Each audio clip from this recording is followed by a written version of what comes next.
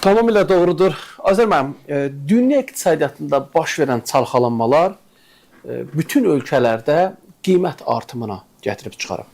Həm kənd təsərrüfatı məhsulları, həm sənaye məhsullarının qiymətləri artır. Əlbəttə, Azərbaycan da dünyanın bir parçası olduğundan bizim bütün dünya ilə, müxtəlif ölkələrlə ikitərəfli, çoxtərəfli əlaqələrimiz ixal, ixrac əməliyyatlarına səbəb olur. Biz qapalı ölkə deyilik.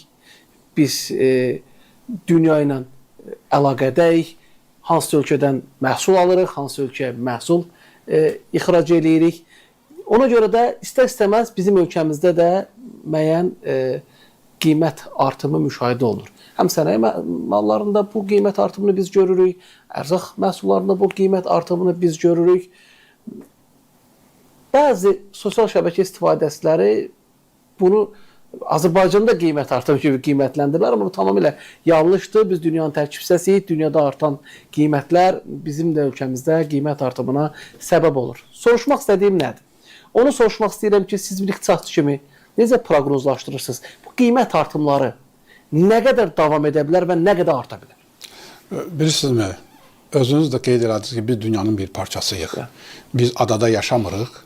Biz əlaqələr qurulmuş şəkildə ölkələrlə ticari-iqtisadi əlaqələri formalaşdırıb alış-verişimizi eləyirik. Belə sadə dildə desək, ixrac edirik, idxal edirik. Biz idxalı necə ediriksə, üstünə də ticarət əlavəsini qoyub şirkətlər, özəl adamlar, iş adamları öz satışlarını eləyirlər. Baha gələn malı baha satırlar, ucuz gələn malı ucuz satırlar. Biz dünyada nə baş verdiyini görürük. Mən qeyd elədim ki, 30-dan 40%-ə qədər kübrələr Hörmüz boğazından keçirdi və Avropa ölkələrinə, Afrika ölkələrinə gedən kübrə çatışmamazlığı var. Bu kübrə çatışmamazlığı bugün hiss olunmasa da 8-9 aydan sonra görünəcəkdir. Çünki bugün aparılan əkin sahələrdə kübrə atılmasa, məhsuldarlıq kifayət qədər aşağı düşəcək. Bu da məhsul yığanda özünü göstərir. Bugün tutaq ki, yediyimiz məhsul keçən ildən, mövsümdən yığılmış məhsullar olduğu halda qiymət artımı o qədər də hiss etmirik. Amma payız aylarında yeni məhsullar yetişəndə o məhsuldarlığın az olması, maye dəyərinin yüksəlməsi, benzin bahalaşır. Avropada 3 evrodan yuxarı qalxıb benzinin qiyməti. Amerikanın özündə 4.5 dollar benzinin hər litrinin qiyməti qalxıb. Qiymətlər, yanacağın qiymətinin artması, qazın qiyməti artıb. Qaz Avropada 600 qeyd elədim ki, dollardan yuxarı satılır. İstehsal proseslərində istifadə olunan qaz, təbii ki, bahalı qaz olduğundan istehsalda məhsul əldə olunanda o məhsulun qiyməti, dəyərinə də o təsir göstərir. Malın dəyəri də yüksəlir. Və bu bahalı malları da biz idxal etməyə məcbur oluruq. Yəni, Azərbaycan 21 milyard dollardan çox mal idxal edir. Bu idxal olunan malların hansı hissəsində qiymət artımı varsa bu qaçılmazdır. Məsələn, tutaq ki, İranla bizim 250-300 milyon dollarlıq ticarət idxalımız var. İran sanksiyalar altındadır. İstehsal prosesləri dayanıb, bahalaşma baş verib istehsalda və oradan idxal etdiyimiz plastik qablardır, digər mallardır, onların qiymətlərinin artması qaçılmazdır. Və Avropadan gətirilən malların da qiymətlərində artımların olunması təbiidir. Biz bu təhsillərin ölkə ərazisində az olması üçün təbii ki, yerli istehsalı genişləndirməliyik. Biz aqrar sektorda istifadə olunan kübrələrin əksər hissəsi Azərbaycanın özündə istehsal olunur. Məsələn, azot kübrelər Azərbaycanda istehsal olunur. Sumqayıtda karbamid zavodu istifadəyə verildi və karbamid zavodu ildə 600 min tondan çox karbamid istehsal edir və onun 500 mindən ton hissəsi ixrac olunur və bir hissəsi də yerli tələbatı ödəmək üçün istifadə. Amma kalium və fosfor kübreləri biz istehsal etmirik. Kalium, fosfor gübrələri biz Rusiyadan, Belarusiyadan, Qazaxıstandan, Türkiyədən idxal edirik. Əgər o gübrələrin qiyməti artarsa, təbii ki, becərilən məhsulun maye dəyəri də yüksəldəcək. Deməli, biz qiymət artımlarını bundan sonra da müşahidə edirik. Qiymət artımları bu real bir məsələdir, bu qaçılmaz bir prosesdir.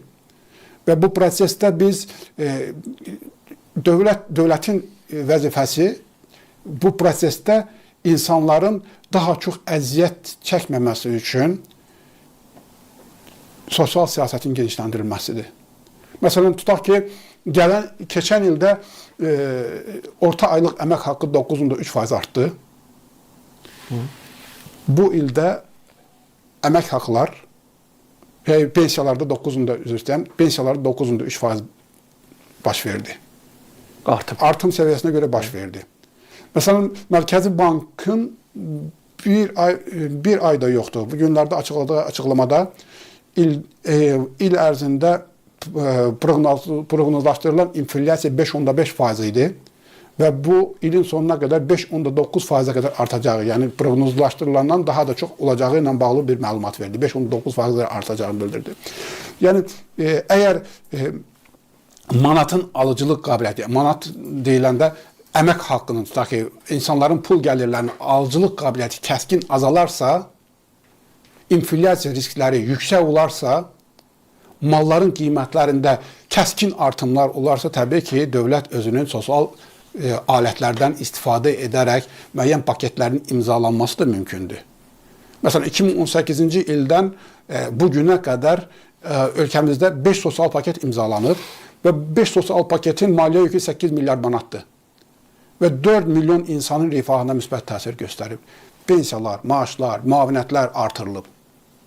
Və yenə belə bir vəziyyət yaranarsa, təbii ki, dövlətin kifayət qədər ehtiyatı var, valyuta ehtiyatı var və o ehtiyatları cəlb etməklə insanların sosial rifahının qorunması istiqamətində tədbirlərin görülməsi gözləniləndir. Yəni, qiymət artımlarını saxlamaq qeyri-mümkün hesab edirəm, çünki ixal bahalaşdıqca qiymət artacaq. Biz qiyməti stabil saxlaya bilməyəcəyik. Bu qiymət artımları tək bizə bağlı məsələ deyil, dünya iqtisadiyyatına bağlı məsələ, qlobal məsələdir. Qiymət artımları olacaq. Biz yerli istehsalı stimullaşdırıb, yerli istehsalı artırıb, qiymətlərdə müəyyən sabitlik yarada bilərik.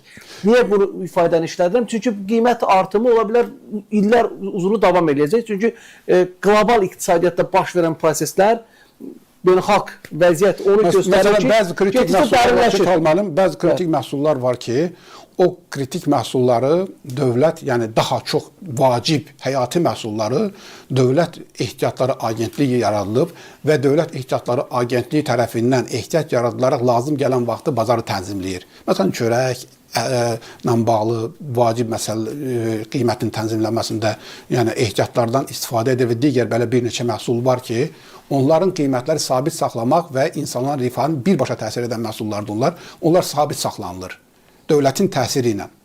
Amma digər elə məhsullar var ki, onlar daha təsir etmək mümkün deyil və onlar sərbəst bazar qiymətləri ilə tənzimlənir. Bazar iqtisadiyyatı, bazar da öz qiymətini formalaşdırır.